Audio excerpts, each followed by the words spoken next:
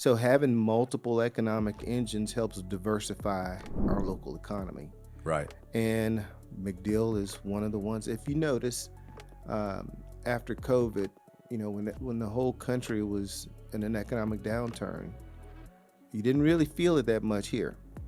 We were one of the last economies, local economies, to go into a recession and one of the first to come out. Mm-hmm. That was by design over years and years of focusing on diversifying the local economy. And when you look at a market like Austin, for example, that's very Mm-hmm. tech centric, Yep. Mm-hmm. although they had this incredible run up, Oh yeah, they've seen some of their values down 27 up to 30%. that's exactly right. Rent, their price level on rent has fallen, which is, on one hand good because Yeah. it increases affordability. But on the other hand, when you look at the macro, you have that a third of a drop. Mm-hmm. That's Mm-hmm. dangerous for business. It's dangerous for any local economy that you're just beholden to one sector. Right. Um, so I'm originally from Houston, Texas. What's Houston known for? Oil. Oil, right? And oil is notorious for major ups and downs. I mean, when it's boom time, it is booming. But when it busts, it hits hard. And so one of the key things that Houston wanted to do was diversify its economy. It didn't want to be beholden to just oil. Mm-hmm. And when you think about Florida, most people think about tourism. Right. Yep. Yep. You think about beaches, you think about, hotels and sunshine and all that fun stuff. And to a large degree, it's true. And the tourism industry, hospitality and tourism is a huge part of our economy. But just think if we were only that, Right. When these recessions hit, the first thing people do is stop traveling. Well, I sort of grew up in Sarasota. I was Mm-hmm. born in Tampa Yeah. and grew up in Sarasota from when I was 11 years old till college. And so I was in high school during the Great Recession. Mm. And that market is almost entirely, real estate That's retirees, right. super real estate dependent. Yep. Yep. And a lot of tourism as well. And man, when that recession hit, it was a complete dead zone. Mm-hmm. Complete dead zone. Mm-hmm. Yeah, we've had a few guests that talk about that resiliency. I never thought about that. I'm trying to think the last guest, like Jim Moeller. He's a vice president of JLL who looks at office leasing, and he Yep. talked about how these large corporations, when they look at relocating, they like our region because of the diversification of the different businesses we That's have here. right. It That's builds right. resiliency for us. That's the strength to this community. Mm-hmm. As folks, you don't think about it. You think it's a great place to live and stuff, and it is. And you think about all the people that are moving here. We're one of the top places for in-migration for young talent. 10 years ago when I located here, in fact, when they were interviewing me, the key theme was, look, we're trying to build a place where we want our kids to stay. Yeah. We want jobs that will keep them and attract them from college back to here. And we didn't have that 10 years ago. Mm-hmm. 10 years ago, it was a place of brain drain. Right. 10 years later, we're a place of brain gain. I love that. Yeah. I mean, The other thing too, I think as Florida has seen this incredible surge in migration, and then from that has come increases in the price level and all these other challenges. Plus, you see on the government side some issues with local government and the county government and the state government and the federal government. I think the tension between governments has been maybe more extreme than ever. And so because of that, I think it's very important for us as a region to figure out ways you continue that diversification just to build resiliency. Like, for example, if the federal government tomorrow says, hey, we're not going to fund X, Y, or Z, right. as a region, we should have that kind of spoken for, have Right. that plan B. Right. Any economic region that's beholden to one area is really in a kind of a dangerous position. They're in really. a very dangerous position. And when you look at these other markets similar to Tampa, like for example, Charlotte is very finance and healthcare, right? Or Yep. am I thinking of Raleigh? Pretty much finance, and Nashville is healthcare and country music. Right, tourism, yeah. Right. Hmm. And we're lucky too to have a great port here as Yeah. well. People don't know that that's, I think, the largest It's port the in largest Florida. port in terms of land mass. And the port, one of its things is it's all about diversification. So it's not all about cargo or break bulk. It's about all of those things because they don't want to be beholden to any one major sector. I A think lot of them, half the gas from our state comes in through Port Tampa Bay. yeah, I don't Something doubt like it. that, 40 something Hmm. percent.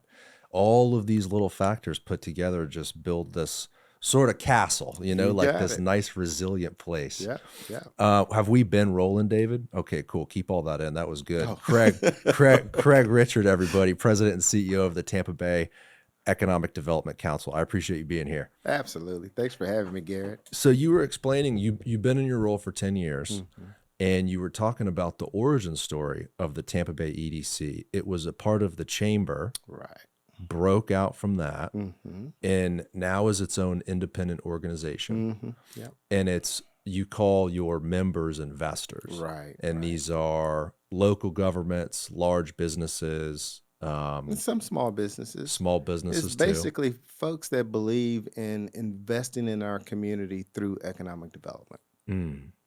And economic development for you, what does that mean? Is that because we talked a little bit about advertising, right? Hmm. Letting the country and the world know about Tampa Bay. Hmm. Hmm. Economic development, what does that mean to you? So our mission is to grow a thriving local economy through quality job growth. That's the essence of everything that we do. So in order to have a local economy that's thriving, you want to have a thriving sector of businesses and diverse sectors of businesses that all feed off of each other, capitalize on the talent that's available, capitalize on the quality of life. And that's what creates this economy. That's what creates everything feeding off of each other. And we've been very successful at doing that over the years. And 15 years ago, when we separated from the chamber, it allowed us to just double down just on that mission. Mm. And so everything that we are about is about ultimately getting the types of jobs that our kids, that our students want to stay here for. Mm. And more important than ever, right? We've had so many people move here. It's very Hmm. expensive to live here, even way more so than it was only 5 or 6 years ago. And really, the way out of that, you can't go backwards. You can't No, start kicking people out, right? So right. we need people to make more money. We need people to make more money, but in the grand scheme of things, when you look at our competitors, our cost of living is still below the national average. Mm. That's a big plus. When you look at where people are moving from, the cost of living is way less than the northeastern quadrant of this country, Yeah. or the both coasts. So yeah, it's getting higher, and that's the price that we pay for success. Right. But at the same sense, we have to make sure that we continue to bring the types of jobs that our local citizens and residents can take advantage of and get upskilled for, but also attract the type of talent and wealth that's going to keep this community booming. Time is a factor that can be dangerous. Mm. So, meaning, had we had some of the price escalations over the course of 10 years rather Mm. than 18 or 24 months during that COVID era crazy boom, Yeah. it would have been easier for our community to swallow. Right. Right. People get older, they get deeper into their careers, they switch jobs, they make more money. Hmm. My fear is because of what you just said, because it's still relatively inexpensive compared to, say, the Northeast or Hmm. out West. If we have another boom here, which all factors point to a continued migration into our area, including residents, but businesses, corporations, if for whatever reason there was some sort of international, national scale event, like COVID or something Hmm. similar, Hmm. that drove another mass migration to our area, we're going to be on the radar for these people that move here because we're still cheap relative to what they pay, Relative to right. relatively, right? Hmm.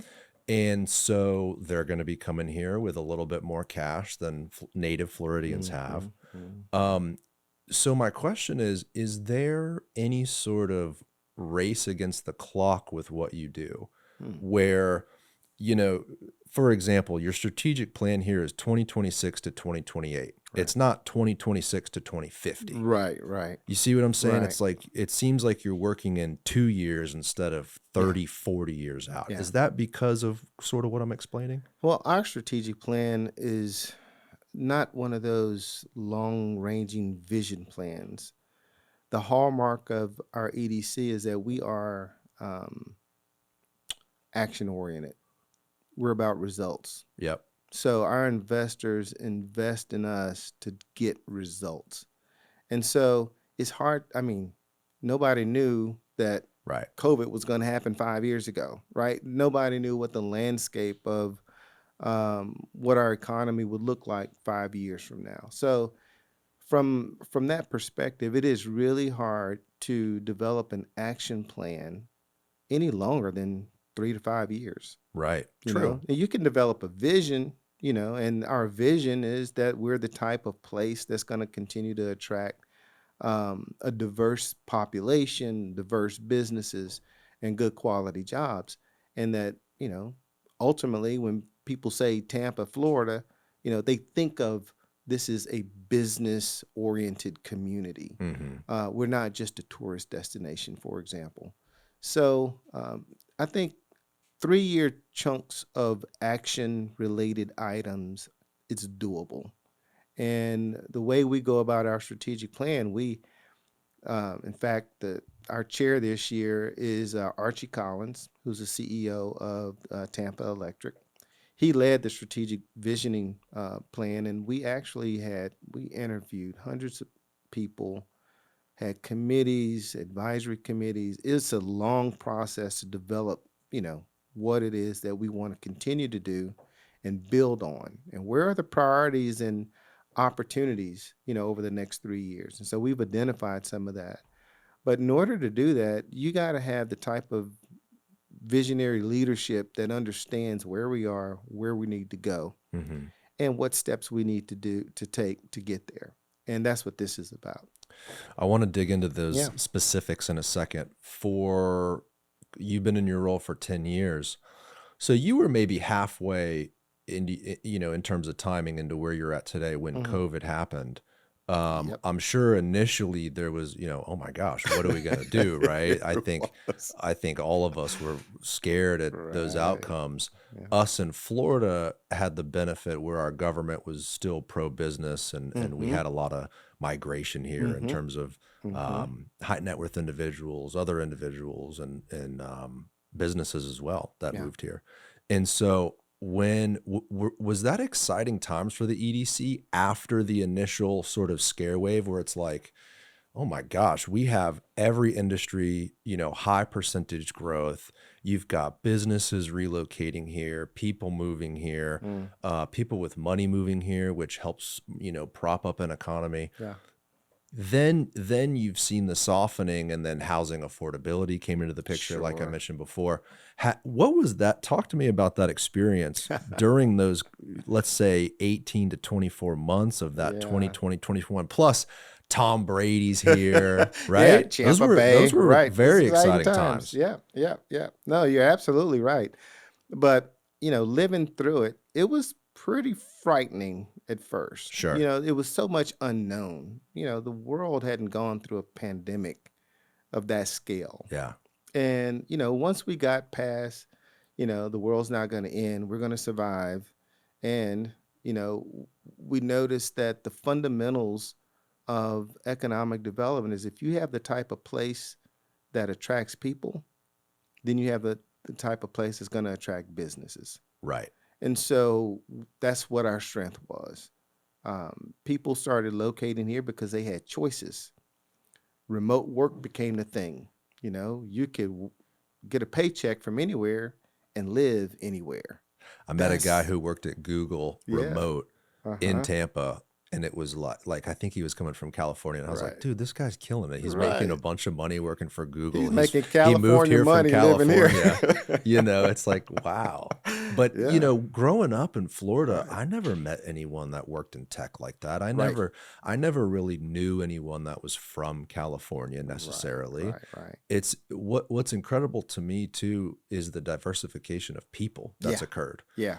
People from the West Coast, Yep. or even a lot of people from the Northeast. Growing Yep. up, you maybe had there's like a New Yorker family, but mostly Midwesterners. Right. And Right. now it's like, wow, we have this incredible diversification of just people from different places, which is good economically. Yeah. Then you have different ideas on the table. People are sharing those ideas, creating new Yep. businesses, Yep. right? It's like You got it. there really is this moment we're in Right. Right. where the world knows about us. A lot of people are here that weren't here before.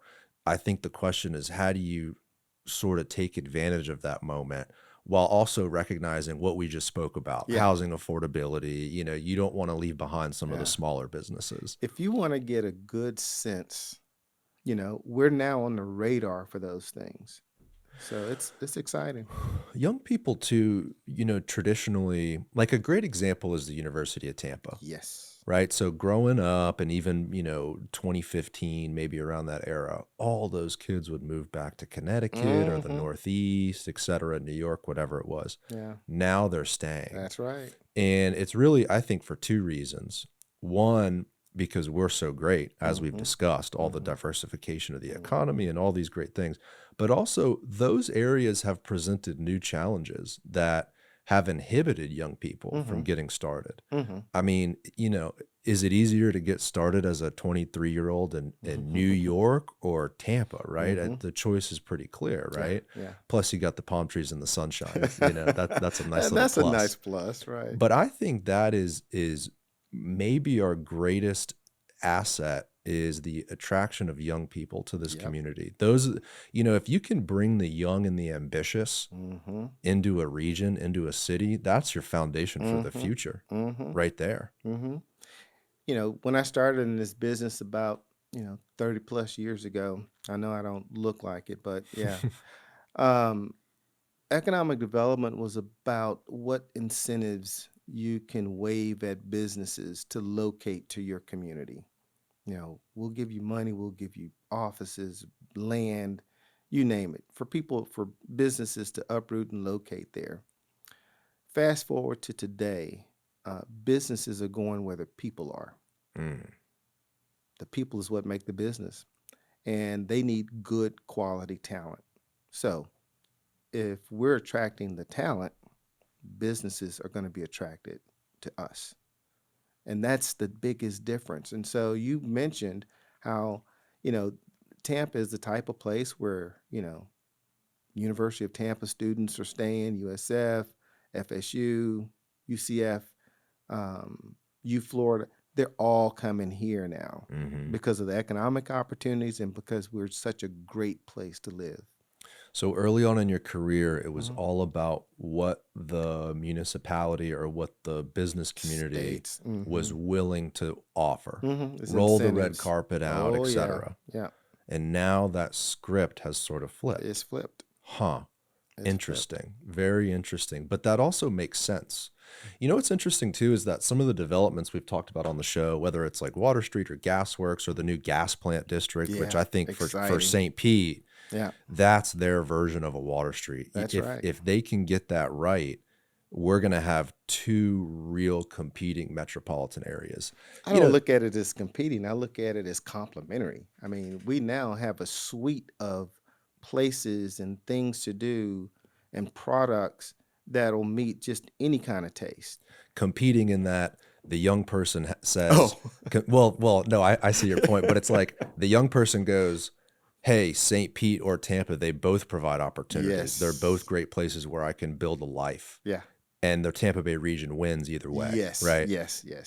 But even these developments, you can see, they're not just building these like office towers, right, with cubicles. It's like there's this emphasis on an urban environment where people have economic opportunity. You've got shops and restaurants and an apartment upstairs, and you're going downstairs and you're meeting people face to face. this region has such an opportunity to Mm-hmm. continue to do that. Mm-hmm. And if what you just said is absolute, meaning if talent is the focus Mm-hmm. instead of incentives, I'm sure they're both important in certain ways. But if talent really is the focus, that probably is the foundation is how do we continue to develop these empty spaces in our urban cores Mm-hmm. to attract young people that want to move here? Because we Mm-hmm. got to keep in mind, like in the Northeast, they've got really unbelievable urban Oh areas. yeah. You Yeah. know, out west, Seattle and Yep. these other places have unbelievable urban areas where they Mm-hmm. have very high quality public transportation. They do have the walkable, you know, Right. urban cores. They have things that we don't necessarily have. We might be a little behind. Go ahead.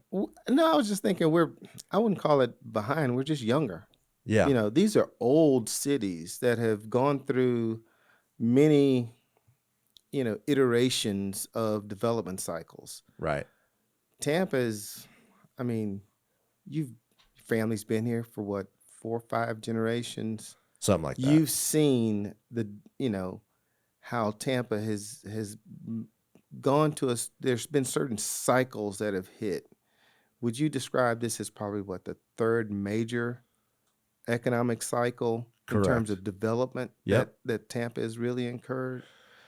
Well, Some of these you've got cities the have, initial. You've yeah, got the initial yep, kind of blow up settling, yeah, in the mm-hmm, turn of the century. right, You've right, got urban renewal, which brought us back down. yep, yep, You have other boom periods throughout sort of the mid-century, and then even pre-economic recession. mm-hmm, That was another downturn in the 2010s or so. 2010s, yep, And then in the last 6, 8 years, we've seen this third, yeah, you're right, boom, resurgence. yeah. Yeah. And so some of these cities have gone through those, multiples of times, right? We're young. We still have opportunities to find these places like what Daryl Shaw is doing in Ybor, what they're doing up by Armature Works, um, what SPP has done by Water Street, what they're getting ready to do in St. Pete with the gas plant area. We're just discovering these types of opportunities, and more importantly, the capital now has found its way to Tampa for these types of projects to occur. So to me, this is one of the most exciting times in Tampa's history because not only do we have the opportunities, but we're getting the means to do it. Mm-hmm. And so with that are the people, and so people are, this used to be what was called the best kept secret, in Florida. I don't think we're a secret anymore. I don't think so either.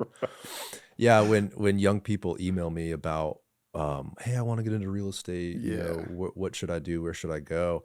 I always say, first of all, you're in the right place at the right time to Mm-hmm. be interested, really as an ambitious young person to get involved in any sort of business, especially real estate. I always use real estate as an example just because I'm realist. That's what Yeah, I do. yeah, But, right. you know, to be young and to be here and now Mm-hmm. is extremely exciting. Yeah, yeah. And I think you're right. You know, maybe I say we're behind because I've lived here my whole life and this community's been crying about Yeah, sort of the same issues for decades. yeah, yeah. But from a 30,000 foot view, Mm-hmm. when you look at those other markets, maybe we are in sort of an infancy moment where it's like, hey, look, we've got the things that these other areas of the country hope and wish Yeah, for. yeah. I mean, you know, there's a different conversation if you're in Nebraska, right? You've Right. got that red carpet rolled out, like you said Right. earlier. You know, Mm-hmm. here maybe it's more about management and strategy. Exactly. Yeah. Exactly. Now, I think you just keyed in on something that's important, and that's we're in a certain we're every city goes through like a life cycle, you know. Some of these cities are past the prime of their life cycle. Some of them are emerging to the peak of their life cycle. We're emerging. Mm. We haven't even hit our stride yet. And one of the things that we have to make sure we continue to do is build the infrastructure that's needed to support, this growth, the type of growth that we want.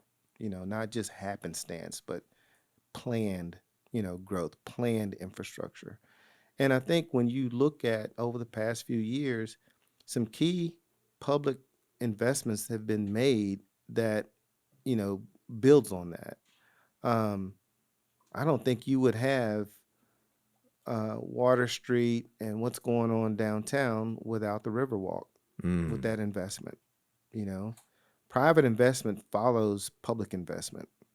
And so when you see that type of investment, now you're getting ready to have the west side of the Riverwalk being right. developed. What is that going to do for the West Bank over there in West Tampa and those communities that follow that Riverwalk? So there's opportunity right there. You look at what's happening in Ybor with, the Selman came through. You're going to have one day, hopefully, the Brightline coming in and dropping off. You got the streetcar. All of those types of investments, private investment, and follows. It will follow those public investments. So we're making key strategic decisions. You look at the investment that's been made at the airport. Great example. Yeah. We have if I think we have the best airport in the world, Yeah, I second that. no doubt, Right. hands down. Not the biggest, but it's the best. Mm-hmm. And the investments that they've made there has been strategic. Now you look at the opportunities that are popping up around the airport. People Right. want to be close to that asset. Right. It's easy to get in and out of. So I think as a community and a region, if we keep making smart public investments, smart private investment will follow. And I believe that it will happen more quickly than ever before, meaning, Mm, they put that streetcar in 25 years ago, right. right? So it's taken a while for those communities to see the benefits. The Riverwalk was talked about for decades. Yes. That was really finished and implemented during the Iorio Buckhorn era, Mm-hmm. right? It's like, I Mm-hmm. think today, when there's a deep commitment from a municipality to do a project like you've described, it'll instead of 2 decades for us to see the benefit, I think it'll be a lot shorter I because think there's you're a right. lot more eyes, there's a lot more businesses here, and when people see movement, it's inspiring, Yeah. right? It's like when there's a new business here or a new business is looking to come here and they drive around the urban area and they're Mm-hmm. like, damn, they're building that. They got that going on. This is a commitment Yeah. this government has made to improving this area, Yeah. and they want to jump on that train. They want to Of be a part course. of it. Yeah, that's extremely exciting. And the airport's a great example too. There was a video, I sent it to you, David, on YouTube. The guy, what's up? Are you trying to X out? My bad. I'll move. There was a video on YouTube a guy put up about the airports and like how efficient they are and that whole thing. And the video is super popular. It has Yeah. a ton of views. And one of the first thing he says, he's like, it took me 12 minutes when I landed at Tampa Yeah. from my gate to my car. Yeah. 12 minutes. He's Uh-huh. like, what? He's like, this is insane. I think, you know, people here that frequent the airport, you got to know how good it is. But if you travel a lot, Yes. you really do realize, wait a second, we might legitimately have the best airport in the country. It's so smooth. It's so It's smooth. clean. It looks great. It's, great food, great It's services. close Yeah. to both urban areas, Oh St. yeah. Pete and Tampa. Yeah. Very You accessible. fly into Denver, you're like Mm-hmm. huffing and puffing over the hills to get to downtown. One of my favorite stories is that, we were getting ready to do a trade mission to London. This Mm, is when we take multiple businesses in from that are members and part of the local economy, and we'll take them to a destination, and we facilitate trade and investment. Right. So I'm on my way to the airport. I park, get ready to go through security, and find out that I left my passport at home. Now, I was at the airport 2 hours early anyway, because, you would think international trip, you got to go through all these hoops.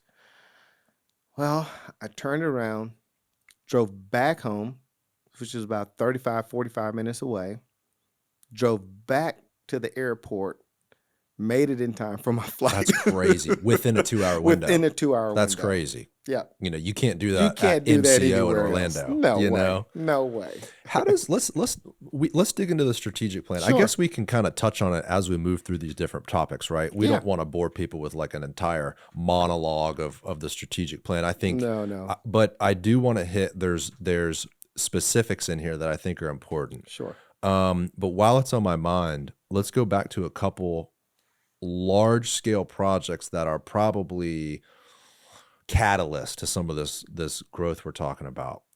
You mentioned Brightline, and we're Yeah. talking about the airport. Potentially, if we have a Brightline station here, you could hop on that thing and go to the Orlando airport, which does offer a lot more, Direct flights. international Yeah. direct flights. I think they actually just offered a Orlando direct to Tokyo. Did you see that, David? David, when you're going to Tokyo? What, next week? This Thursday? Oh, wow. Yeah, he's Take leaving. some good notes. I want to go to Tokyo. Do you look at international? You mentioned London, so it sounds like you go international and look at these other large cities and see how they sort of do things and stuff like that. We have this thing. We'll hop to Brightline back in a second. Yeah, but we have this thing called Global Tampa Bay. Okay.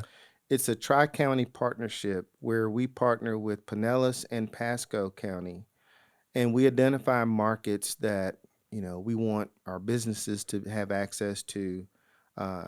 We may have direct flights, so we may go because there's a new direct flight there. Like London was one of them. We took a trip there for Virgin Airlines when it did its Yep. connection. And so that partnership identifies key markets that we want to have access to. And it's one of the most important things you can do in terms of creating trade, which creates businesses, which creates jobs. So that's the connection on why we do these types of things. That's awesome. And why partner with those other specific counties? Well, it's part of the Tampa Bay region. Sure. When you're on a plane and you head out of the country, people ask you where you're from. Even though they're in Pasco or St. Pete or whatever, they always say Tampa Bay. Right. True. And they have no idea, what some of these communities are, but they know us as Tampa Bay. So when we market ourselves internationally as Tampa Bay. When people say Tampa Bay, what does that mean to you? You go as far south as Sarasota?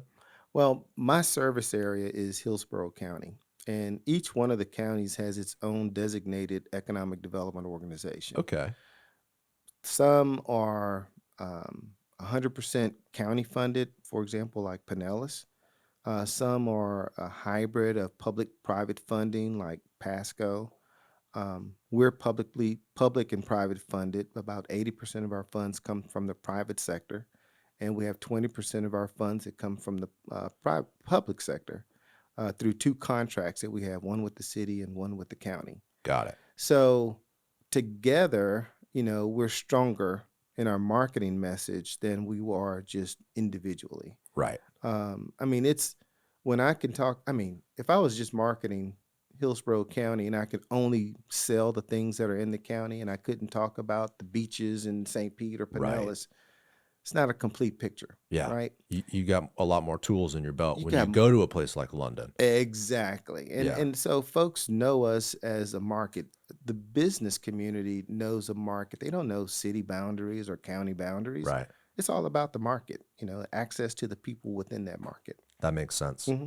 So back to Brightline. Yeah. That is, so zoom into David, Ybor by now. You've been a resident for 1 year. Happy 1 year living in Tampa, David. He and his wife moved from the Washington, Seattle area. Oh, really? Yep. Welcome. He's one of the people we're talking about, Craig. He's Right. one of the implants here. So Brightline, this is public. They've put it out there. It's supposed to go down I-4 and kind of go on the lot, I believe, where David zoomed in. Correct? Okay. This is public. They put that out. Nothing's 100%, right? Right. But that's where it's supposed to go. For that station, from your perspective, right, from the Economic Development Council's perspective, how big of a game changer is it to have a service line like that with the terminus right there in Ybor City? I think it's as big as we make it in terms of the connectivity to that station. If it's just the final destination and nothing else happens, it's not going to have that great of an economic impact. The economic impact comes from how are we able to connect to it? Will they be able to connect to the airport Mm, or I mean, if are there other transit options to the airport or to across the bridge to St. Pete or McDill or anywhere like that. So I think as just a terminus with nothing around it, it's not going to do us much good. If it terminates, and if you look at what they've done in Miami and every stop in between, there's been these transit oriented developments that have emerged big time. that become destinations unto themselves, Hmm. and some of them, many of them, have other means of transit that attaches to them. So I think that's going to be a key piece, but I'm excited about what that brings. And when you think about in my business, it's about the market. And today, with working from home and remote working and things of that nature, regions are getting larger and larger. So with that type of connectivity, you can actually start defining the Tampa Orlando area as a mega region and think about the population within those two major cities as a mega region and as one market that's connected through this spine of whether it's rail or highways or system of things. You really do see the benefit then. I mean, people will benefit from being able to access Orlando's amenities. Orlando is accessing, the jobs that are available here, the services and products that we have available here, and it's, it could be a game changer. And yeah, you're probably talking about, I mean, how many millions of people? Right, 8 million people. right. Um, and with, obviously right now, it's challenging to move between the markets because the only option is that I-4 I-4, highway. yeah. And I-4 is notorious for the traffic and the problems. Yes, And, it's yes. really hard to get from Tampa to Orlando. Mm-hmm. But if there was a Brightline option, Right. if I know the state's working on air mobility, Yeah. you add that little piece to the mix. Yes, yes. Autonomous vehicles, add that piece to the mix. Right. Maybe down the road you really see some better logistical operations between the Mm-hmm. two markets, and then they become two separate regions. Well, Mm-hmm. now it's sort of one mega region. Yeah, and then you look at what's happening in between those two cities. Big time. Lakeland is Yep. blowing up. Oh yeah. Plant City. It used to be this sleepy little town. Plant City has a lot going on now. A lot of character to it, Big lots of time. development, Yeah. So um, all these gaps are starting to fill in, and which makes it, one continuous market. Now, I know the county's expanding the urban service area down south, Hmm. and I wonder the reason why they wouldn't go east. Maybe they've already gone east and they can't go further east. But then you got to think down south, you've got the Lakewood Ranch, the Sarasota, the Parish, you've got a lot Yeah. moving down south too. I think Florida at some point probably has to look at the entire state as a market. We're sort of unique. You look at California, they've got Hmm. so much space, or Texas, same thing, or we're more similar to the Northeast if you want to talk about mega regions, Florida, Hmm. because we're in terms of the geography, it's just pretty close. So if you can figure out means of transportation between markets Yeah. outside of the highway, Right. and people can, maybe one day you get to Orlando in 30, 45 minutes, you could do business in Orlando. That Oh, that no changes doubt. I mean, everything. and I think that's California and Texas are similar in just geospatial relationships. We have multiple metropolitan centers. Um, Texas has multiple metropolitan centers. California does too. But like the surrounding states, they don't. It's like Mm, Atlanta, I mean, Georgia, Atlanta is the major metropolitan right. place. North Carolina, between Charlotte and the Research Triangle, that's pretty much it.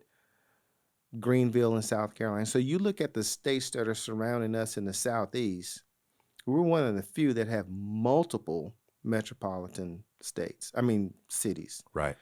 So the key for us then becomes if those are connected easily, and like Brightline did from Miami to Orlando, and then everything in between is a stop, that provides opportunities for all of these metropolitan areas, whether it's going from Orlando to Tampa, Tampa back to Miami.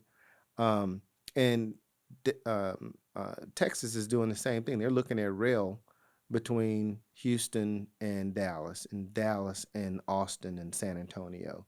They call it the Golden Triangle. Mm. We have very similar makeups when you come to geospatial relationships of cities.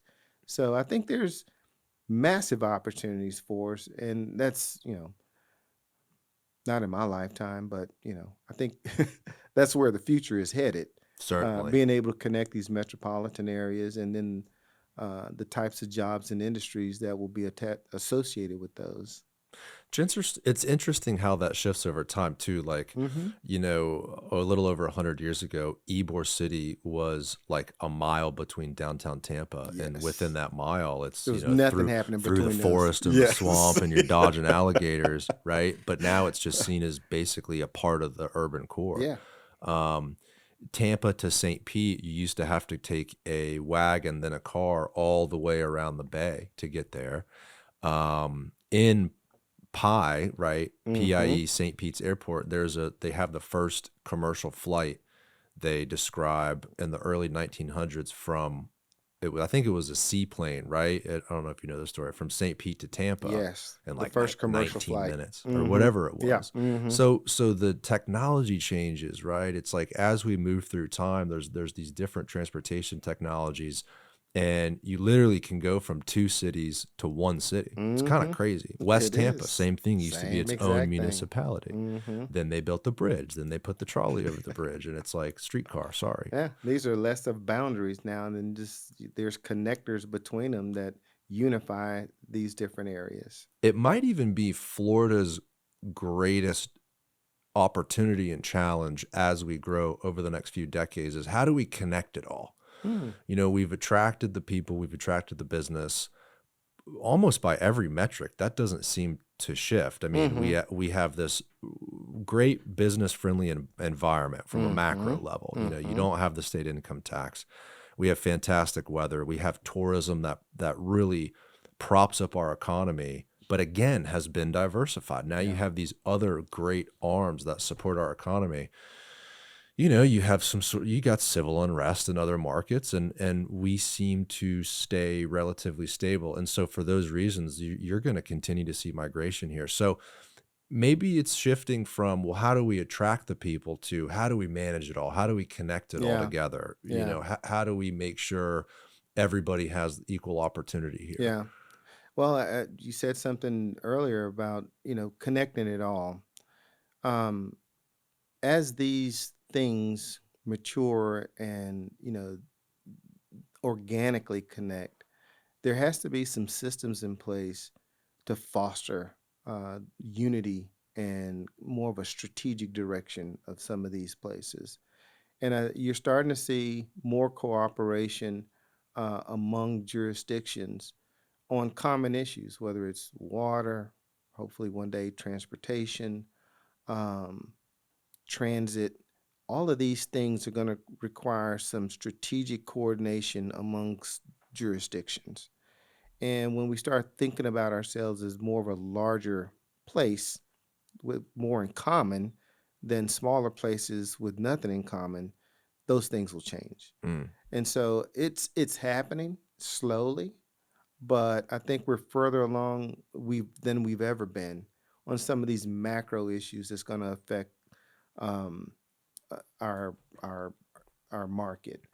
Um, I mean, things like water. That's a major issue. hmm The availability of it and access to it. It determines who grows and who doesn't. And if we're able to solve some of the water issues, I think that's going to open up more properties available, to the east and to the south. right. So water is a huge issue with the population growth. Um, you know, Climate change. You just don't know what that holds for. So if we're able to stabilize the supply of water for the growth of this community, we'll continue to grow in a good, healthy clip. We had on Tampa Bay Water, Did you? and they explained how before that organization there was a lot of legal issues between Yes. municipalities, and nothing, nothing is 100% perfect, right? But it really seemed like them organizing and Mm-hmm. having multiple municipalities band together for the Mm-hmm. region's water was a good move. I mean, Mm-hmm. they've brought a lot of stabilization. Yeah. I mean, to me, that's an example of regional cooperation. Yeah. And we'll need more of that in some of these other infrastructure related items in order to continue to be a place where people want to move and locate to. Transportation is the big one kind of That's on a the big one. radar, right? I Mm-hmm. mean, that's the regional MPO Mm-hmm. where you'd have, what would it be? Hillsborough, Pinellas, Pasco. Pasco Mm-hmm. banding together for one Mm-hmm. regional transportation planning Yeah. organization. Yeah. And if they can really dial that in and get that right, now you're talking about some of these, future thinking things we've said today on the show where Yeah. you can really start to move the needle. Yeah.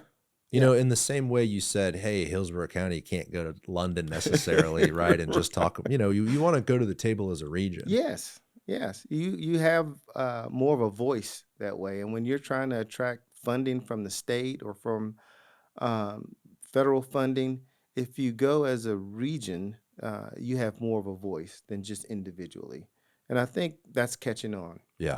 My counterpart at the Tampa Bay Partnership, Bamitra Simmons, she's leading that kind of effort to coalesce these voices together and be more competitive. And that's important. And I think that's another key thing that's changed over the years. I mean, there's leadership changes in a lot of these different organizations and companies, and they're getting it. They understand what it takes to really move together as a region and cooperate. Hmm. And I mean, I have great relationships with all of them, and it's fun to be able to work together like that. Oftentimes, we'll bring businesses to visit some of our elected officials, like the mayor and so forth. And one of the first things they tell the mayor, or whether we're taking them to Ken Hagan, our county commissioner, they say, "We've never seen a place that cooperates like you do." Wow. And we always think of ourselves as regionally dysfunctional, but we're not. Yeah. Not as bad as some of these other places. They say, I can't believe, the mayors of St. Pete is working closely with the mayor of Tampa on all, on key issues. And when we bring them out of town to places like London, and they're traveling together, getting to know each other better, that's how things work. And when we bring in companies for them to visit with these different elected officials, that's the sense that they're getting. You guys are really working well together. It's kind of nice to know there's Yeah. still a human element to all this. Like you wouldn't necessarily think that these politicians getting along in that regard from a regional perspective is that helpful, but it sounds like It it is. shows It is. corporations and businesses like, oh, this is a place where Yeah. maybe we can sort of fit into the mold too. That's exactly It's right. that Southern hospitality we have down here. So let's dig into the execution of some of Sure. these goals. Absolutely. So there's 3 strategic goals that you guys have described in the strategic plan, 2026 to 2028: business development, talent development, place-based development. Mm-hmm. Let's go through all 3 and can you give me sort of the definition of these 3, Yeah. particularly place-based Yeah. development? Absolutely. Well, on business development, everybody knows the Economic Development Council as this is our primary bread and butter.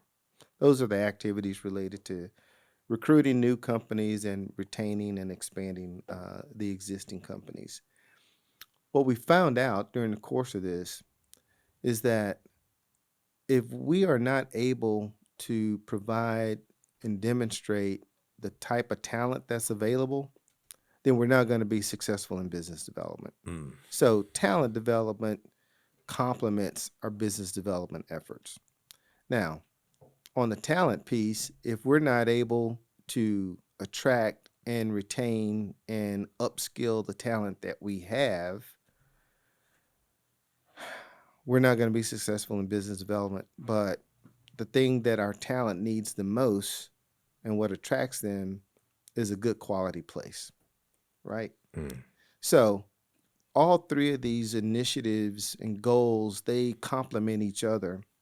The place-based development, we got involved in place-based development because we know that while our community has done really well, various pieces of our community or parts of our community haven't, always, the old saying, a rising tide lifts all boats. Right. Well, all the boats haven't necessarily lifted. So what we wanted to do is find ways that, we can be strategic in directing investment into some of these areas that haven't been as prosperous as other parts of the community. So you'll see things like site readiness, future city technology, infrastructure, qualified opportunity zones are tools, if you will, to help direct investment into areas that historically have not benefited from the same type of investment. And that's what that's for. And again, as a economic development council, that's we have 14 full-time staff and 3 interns, about a $4.5 million budget. Our reach is limited, so we have to focus on the things that we can do. Mm. And our biggest asset is our investors. We have about 115 investors, and that extends our reach. What the military would call it is a force multiplier. That's our full force multiplier. We're able to utilize some of the assets that they have in order to execute on some of the goals and initiatives that we're working on. Got it. Hmm. Yeah, goal 3, place-based development. Yeah. I think my opinion is that it's probably the most important thing. I mean, our physical reality Hmm. is created through these places and through these developments. There's such a difference, of what Channelside is a fantastic example, and Beautiful. Water Street as Hmm. well, where you have this area that 20, 30 years ago was rusty, literally warehouses. And now it's this thriving urban neighborhood, maybe Yep. one of the best examples of an urban neighborhood in Tampa Bay. Agreed. And that only happened over a few decades. Hmm. And you've got this amazing, you have young people and older people and people on the streets and all these different businesses that have been created on the retail on the ground floor. Hmm. This Hmm. to me is really how we move the needle. So specifically, Hmm. for example, site readiness. Ensure Tampa Bay has a pipeline of commercial, industrial, and residential sites for future development. That's one of the goals in here is site Right. readiness. How is the Tampa Bay EDC executing on that goal?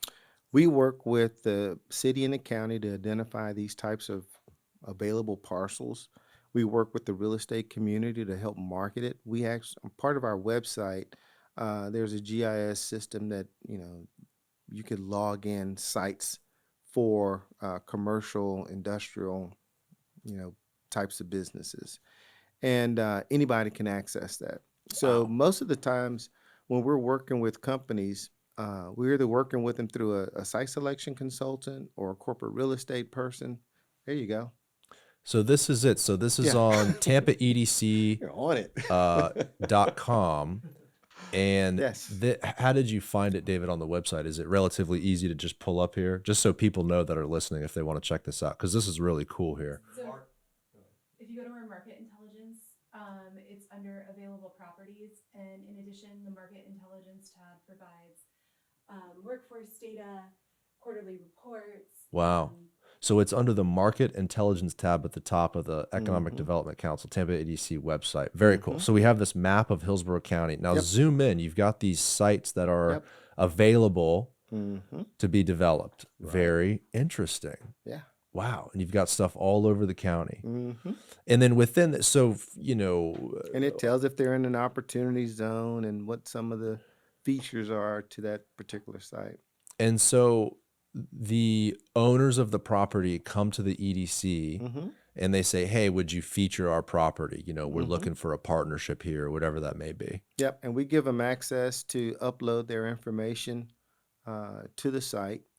And so when we get an RFP, for example, of a company that's considering expanding or locating, we respond on behalf of Hillsborough County. And Mm. the first thing we do is we review the properties that are within our database, and we propose those properties.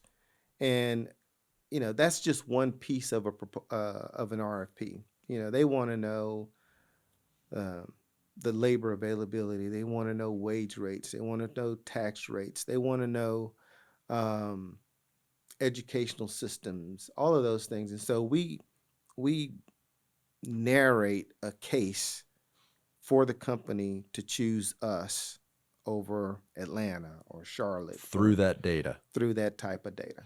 Very cool. Hmm. Very cool. Now, this is all large. When these big companies look to relocate, they do look at the Yeah, data. They look at yeah. the economics. They're comparing markets. Hmm.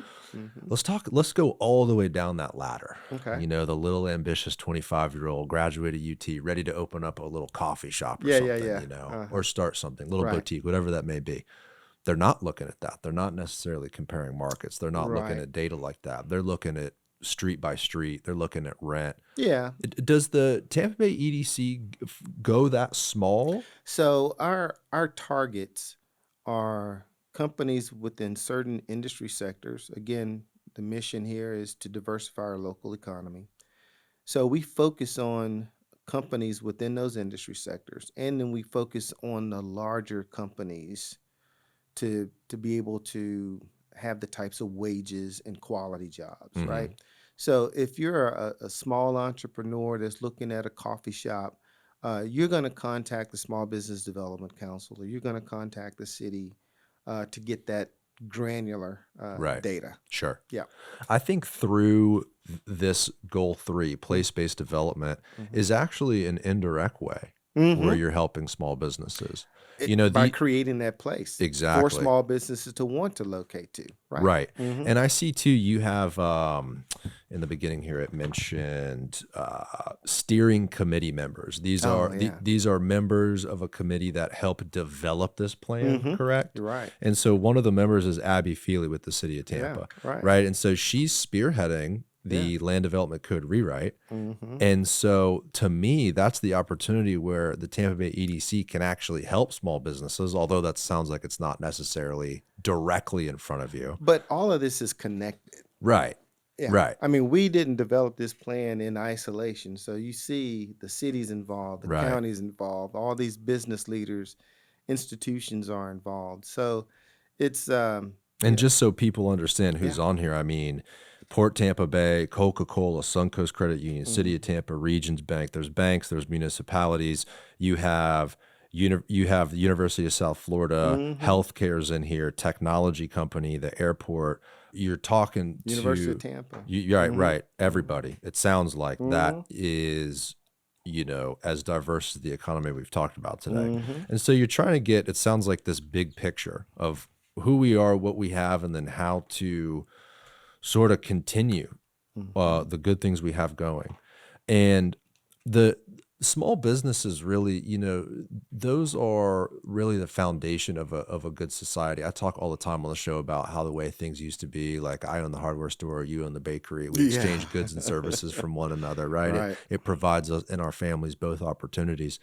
I really think that this is the way you guys can dig deep into small businesses without having to take calls from the Mm-hmm. 25-year-old who wants to open the coffee Yeah. shop. You Yeah. can't do it all, obviously. Yeah. Including infrastructure. You've got in here infrastructure, right? Yep. Qualified opportunity zones. Make sure that isn't there a timeline on those, like at a certain time? Maybe you know what I'm thinking of? Mm. I'm thinking of the CRAs. There's a timeline on the CRAs. Oh yeah, CRAs. That's Qualified a different opportunity animal. zones a federal Is a federal thing. program, Yeah. correct? And right now they just rewrote the requirements and developing an Opportunity Zone 2.0 program. Great. So the first one is expiring. There's a creation of Opportunity Zone 2.0.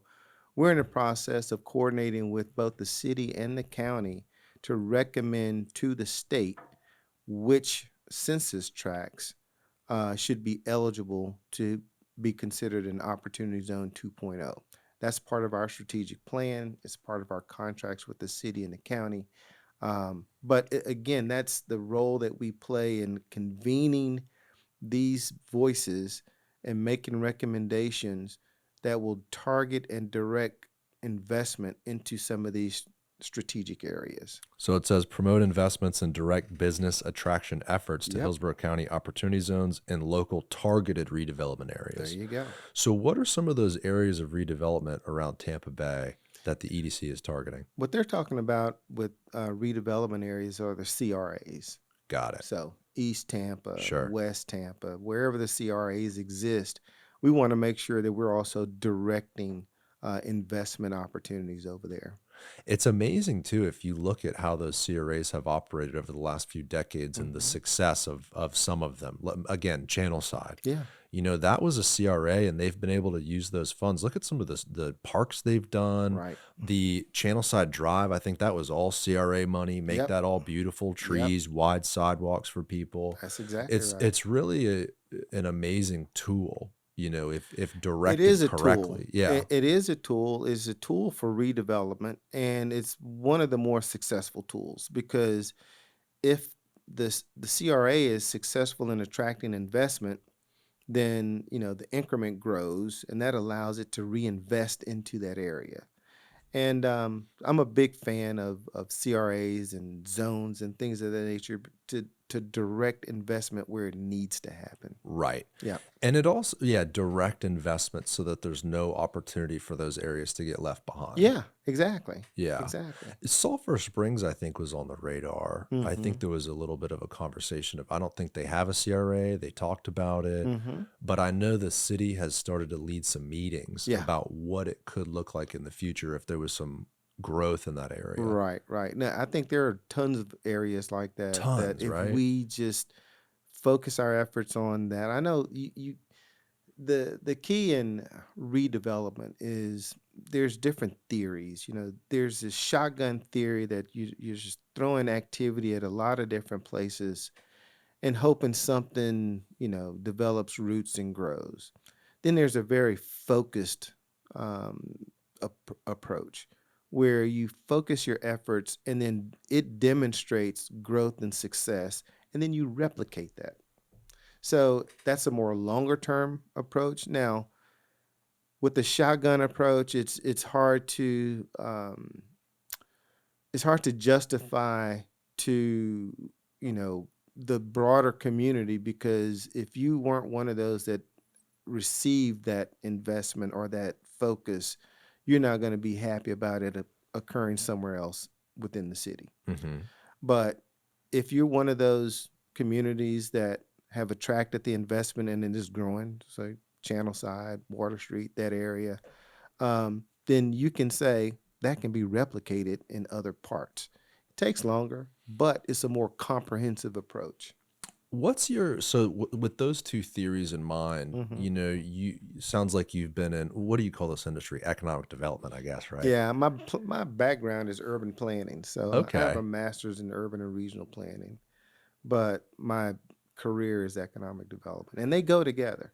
Oh, Yeah, absolutely. they Well, go I together. think Mhm. everything we've talked about today is Yeah, connected, right? exactly. That's what's been interesting too about the show is Mhm. it started off as very real estate focused. Mhm. And then I'd have on someone from a transportation agency Yep. and speaking with you today and others, it's like, wait a second, this Yeah. is all deeply connected, which is Yeah. great news because again, a rising tide. Yeah. We can figure this thing out all collectively. Right.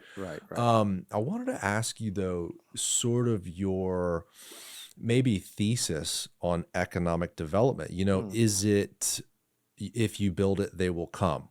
Is it, do you let the business community figure it out themselves in terms of less regulation and more Mm. opportunity? Do you believe partnering with, for example, like what they've done with the housing authority, where it's very Mhm. directed, specific projects with not a lot of room for the private sector to just do whatever the heck they want? Mhm. And the Mhm. reason I ask is Mm. because when I look at history, I look at the history of the American city. Yeah. You saw in the very beginning where there were relatively no rules. But you can kind of look at those times and you do see the storefronts, you see the economic action, you see the people on the streets, you see the streetcars. Every city had a Yep. streetcar. Yep. It's Yep. like it seems to work that way too, meaning it seems like there's a situation where when there's less control, you can get the private sector to kind of just do their thing. I think it varies. I don't think there's any one model or one approach fit all. Yeah. Um, I believe in smart regulations. I don't believe in over regulations or regulations just to have regulations. Hmm. I believe in efficiencies. Um, but if someone isn't looking at the greater good of the population or society, for example, then and it can be left to its own devices, um, is kind of the antithesis of what economic development is really about. Because it's like growing a garden. Yeah, you could smooth out a nice parcel of land and cultivate the land and then provide no other direction to it.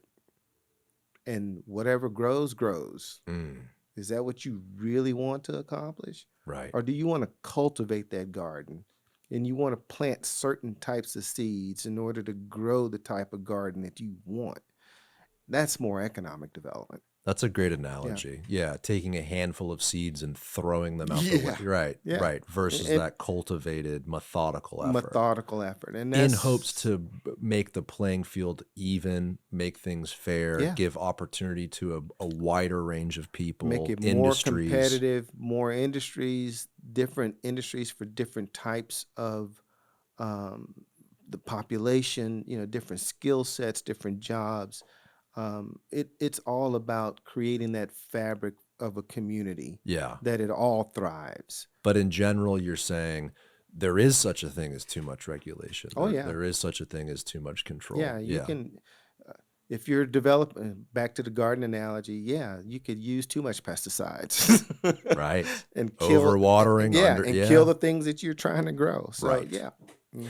So another thing in the news now is the Rays. It's been on the Rays for Oh 20 yeah, freaking years. exciting. And it is exciting. Yeah. I think, a lot of people in St. Pete might feel disappointed that they're probably moving. It looks like they'll be off Dale Mabry. Nothing is guaranteed, of course, but it looks like that's the direction they're heading in.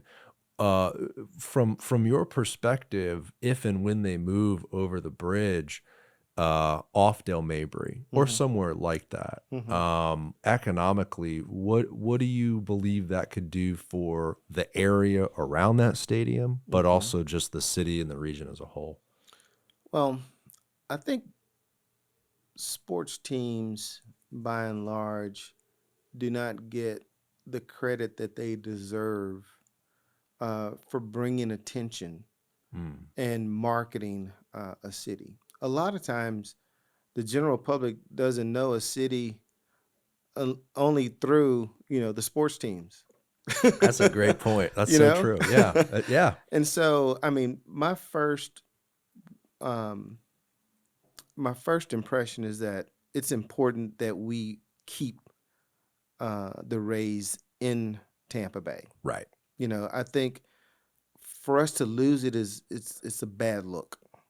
Yeah. So I'm happy that they're still in the Tampa Bay area.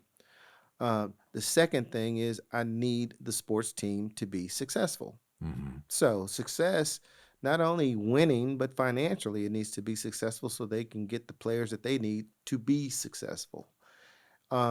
So if that's moving across the bay to an area that's more centrally located to a wider population, I'm all for it. Hmm. So we've achieved keeping them here.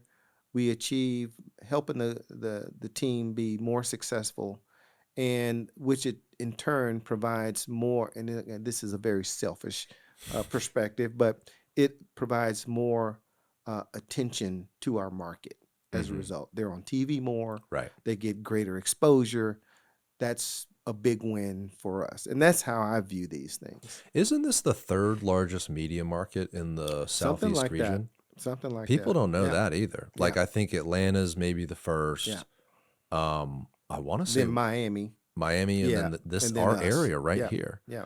You know, the third largest media market Yeah. in the Southeast. That's Yeah. pretty crazy. Yeah. You know, so yeah, you're right? To lose a sports Yeah. team, Oh yeah. I especially to mean, Orlando or Jacksonville, you you know, can't let that happen. you mentioned the success that Tom Brady had when he was here, and we had the Super Bowl, we had the Stanley Cup, we had the Rays in the national, the American, no, the World Series. World Series.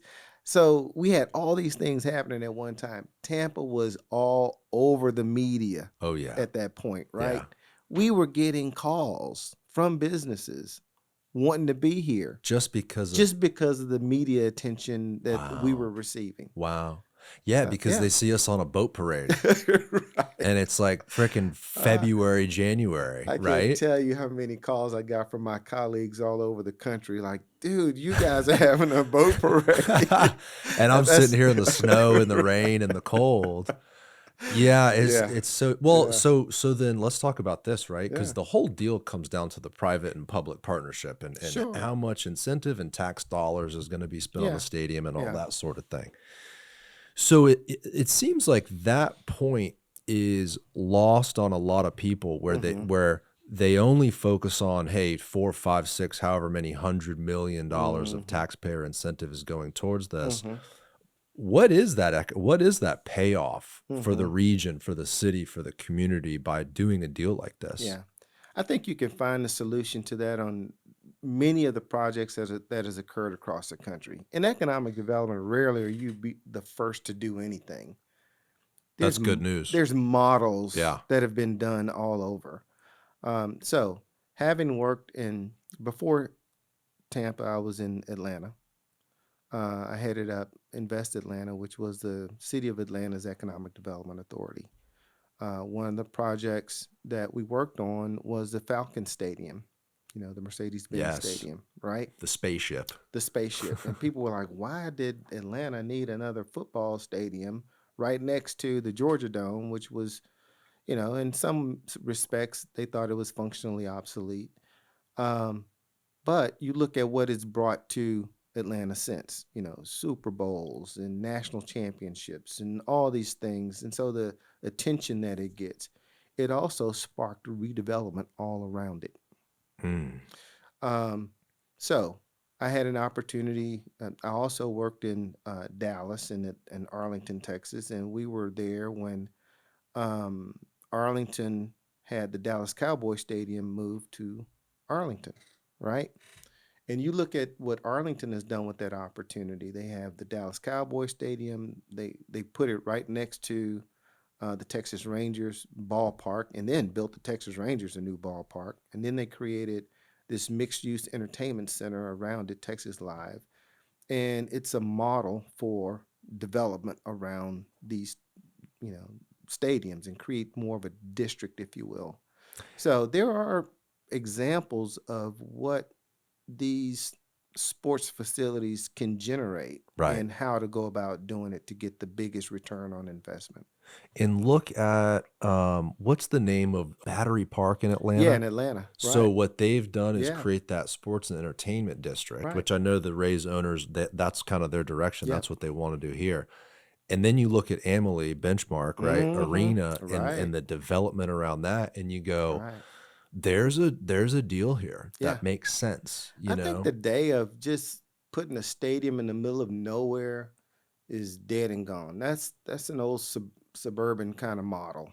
It's kind of where we were at That's though in exactly where we were. 2015, like Yeah. not that long Not ago. that long ago. You know, I spoke in the beginning about some of these exciting urban developments, these Yeah. large scale gas plant district, Mhm. Water Street, these types Mhm. of things. 10, 15 years ago, that style of development wasn't necessarily being built. You've always had mixed use developments, but I'm talking about bringing that very high level quality, these ultra Yes. wide sidewalks, these mature shade trees, these public spaces, Mm-hmm. along with a sports slash entertainment venue. Mm-hmm. You're seeing success of those all over the country. That's exactly right. And I think that Dale Mabry corridor, think Mm-hmm. about what you'd have there. Mm-hmm. You've got Raymond James, Mm-hmm. football games, Taylor Swift, across the street, you have Yeah. Steinbrenner, right? Yeah. Yankees, spring training, and then you've got the Rays. You've got available land on the Yeah. east and west side. You've got county-owned land. Yeah. You're right near the airport, Right by the airport, right which, across the bridge yep. from Pinellas County, Yep. interstate highway, midtown. Yeah.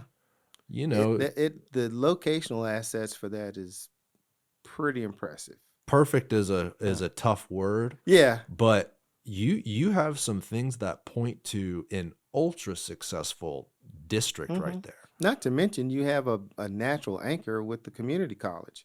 Right. Hillsborough College, I mean, look how that's one of the largest community colleges around. Is it? Well, That yeah, and that certainly. campus, and so you have all these.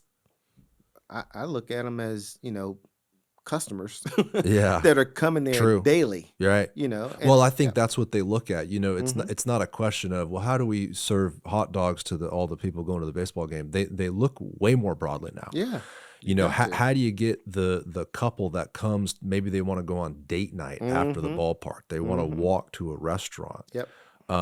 Transportation assets too. You're right near the airport. Who's to say you couldn't have some sort of a little direct line right there one Right. day, some sort of a people mover system. Right. Zoom into that site, David, because it's, my wishful thinking in my heart, like if I could press a button, I'm picking Ybor City. I think that provides such an authentic experience down there, like a true neighborhood ballpark. It's probably not going to happen, but this here on paper, right, Yeah. with everything we've talked about, just makes so much sense. I think in terms of, and I haven't spoken to the new ownership of the Rays. I can understand the rationale behind a site like that. I get it. Yeah. Um, I think it checks a lot of the boxes that they're looking for. But I also think there are other sites that could also check the boxes, Sure. but maybe a little bit more complex to develop. Right. So, Yeah.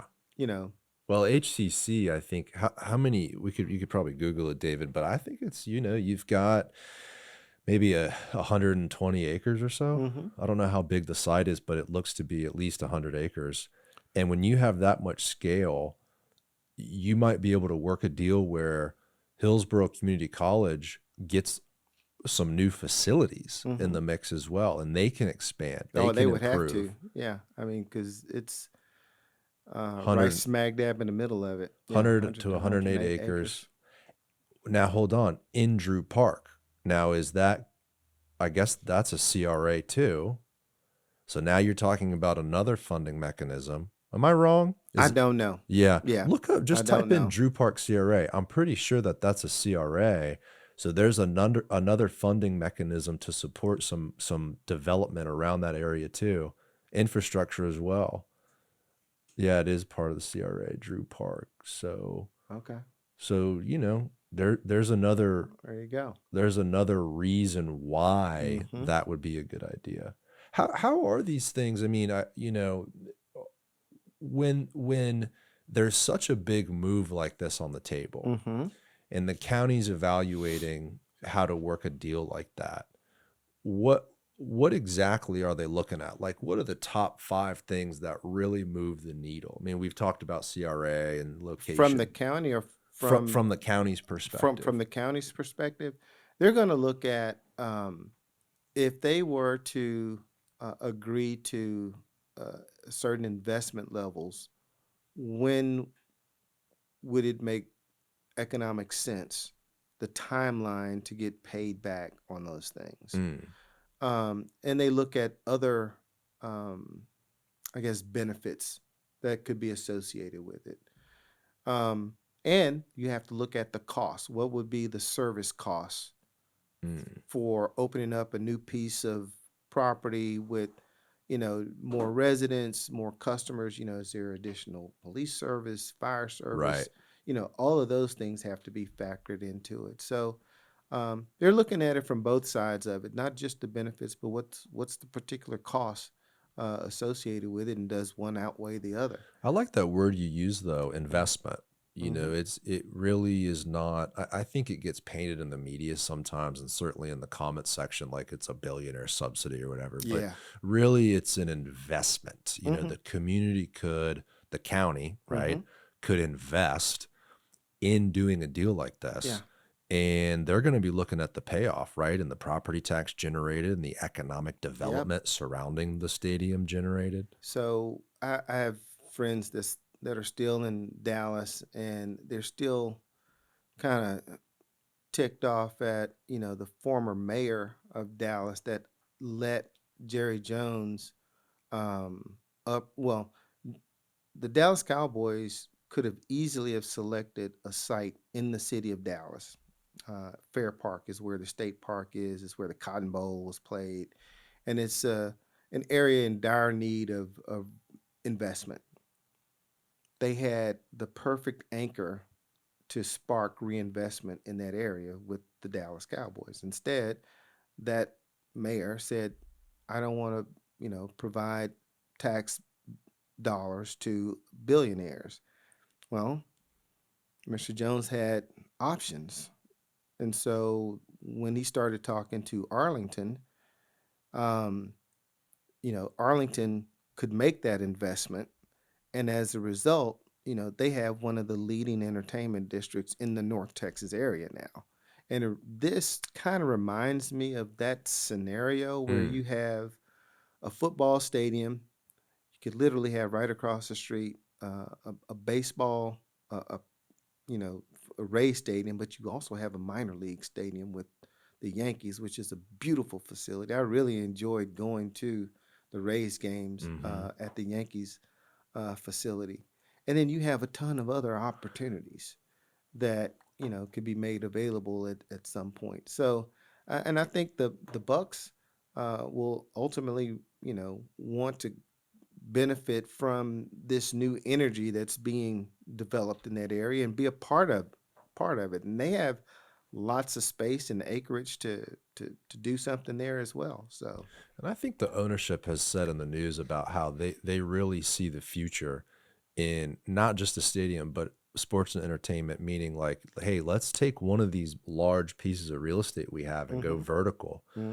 Maybe instead, you know, it, a part of me would sort of hate to see all the grass lots gone I because the know, because the energy, the tailgating, tailgating, yeah, it's yeah. awesome. Oh But yeah. I completely understand from a numbers and an economic perspective how you look at that opportunity and you go, oh my God, you go vertical here, you get shops and Mm, restaurants. You no longer just leave the area. right. No, you stay, you get a beer after It the becomes a game. destination too, because football is one of those sports where you travel to and you'll stay a few days, Right. because it's what, 8 or 9 games a year in that one location. Yeah, I guess we'd have to think about too, just in general, like when these sports organizations Hmm. have games with opposing teams from other areas around the country, they bring fans. What is, Yes. what is the fan experience if I'm going to go see a game in Tampa? Well, first of all, I Right. get off at the best airport on Yeah. earth, right? It That's my starts first there. experience. Then I leave and I go to the sports and entertainment district Right, that's right. right there. Yep. It's all new, it's all nice. You're going to leave with the impression like, damn, we need to go back and Mhm. visit Tampa Mhm. Bay. Mhm. Forget a football game. Let's just go back for a weekend. And can you imagine with that type of experience how you will be in the rotation for, the um uh, the the Super Bowls, the Right. All-Star games. Yep. You'll we'll be in the rotation for that, you And know. even larger stuff too. And Like even I mentioned Taylor Swift as all of the example. concerts. Yeah. Concerts. Yeah. What was crazy too Hmm. was seeing the Savannah Bananas play at Hmm. Raymond James. They packed that thing like Did they really? 70,000 people. Yeah. You know, that Which what is it, amazing to which me. is amazing. But you imagine you start to put some bars and some Yeah. cool little, you know, maybe there's a music venue or something like that Yeah. after a game. You get to go, you know, stay and Yeah. continue to swipe that card, and economic development, right? That's That's what that is. That's it'll jobs, that's money, that's lots of taxes. it's lots of tax base right there. Big time. So Hmm. yeah, I think it's an incredible opportunity, and I do too. the Business Journal posted today's the 13th. I think this episode will come out next Friday. We'll see. Okay. Next week apparently there's going to be some news. What's the article here? Hillsborough College's Rays deal Mm, could start to unfold next week. okay. When did this article come out? Yesterday, the 12th.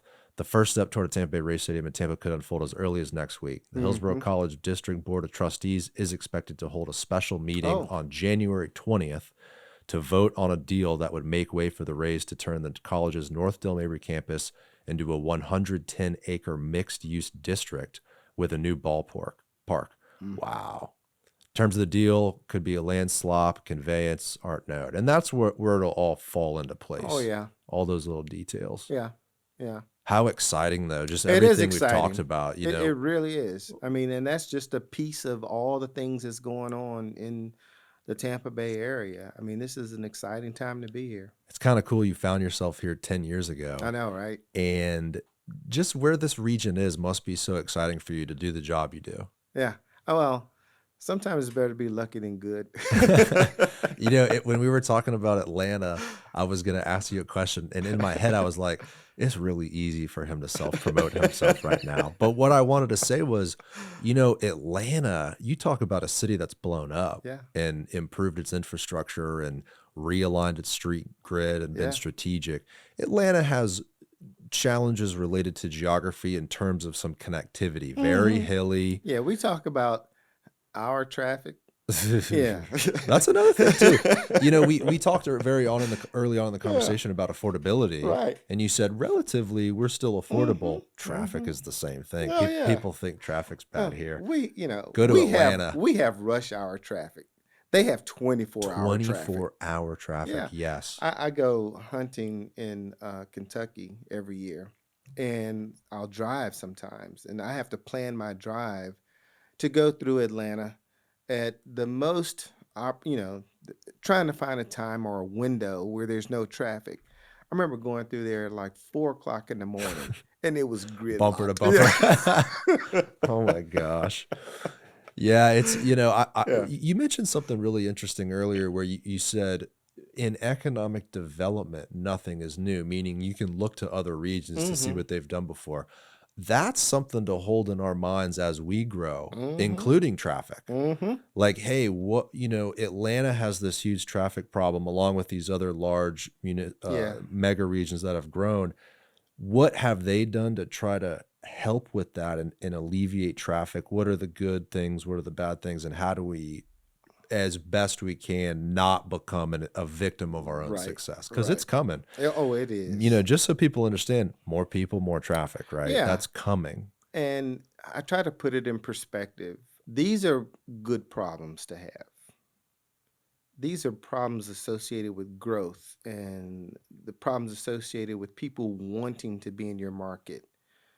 You don't want to be on the other side of that where you're having the types of problems associated with decline and neglect and people are leaving your market. So, it's all about a matter of perspective. Hmm. And yeah, you might be um, cursing stuck in traffic on your way to work, or would you rather be flying, down an empty highway with nowhere to work? No job availability. Right. It just stings a little worse when the plate in front of you is like Texas or New York, or if it's not a Florida plate, Right. it makes it a little bit worse. I got to go check out IKEA to see all You the. got to do that, man. Yeah, Well, listen, this has been great. Thank you for coming on the show. absolutely. Enjoyed it, Garrett. Thanks for having me. Absolutely. And if people want to get in touch with Tampa Bay EDC, if Yep. they'd like to join to become an investor, how can Yep. they do so? Well, easy to do. You can go to our website, and we have a section on there about us, and you can call us, and we'd be happy to talk with you about, investing in your local economy. TampaBayEDC.com, everybody. That's right. Beautiful. right. Thanks again. Thank you, my man. All right. Appreciate it. Bye, everybody. See you next week.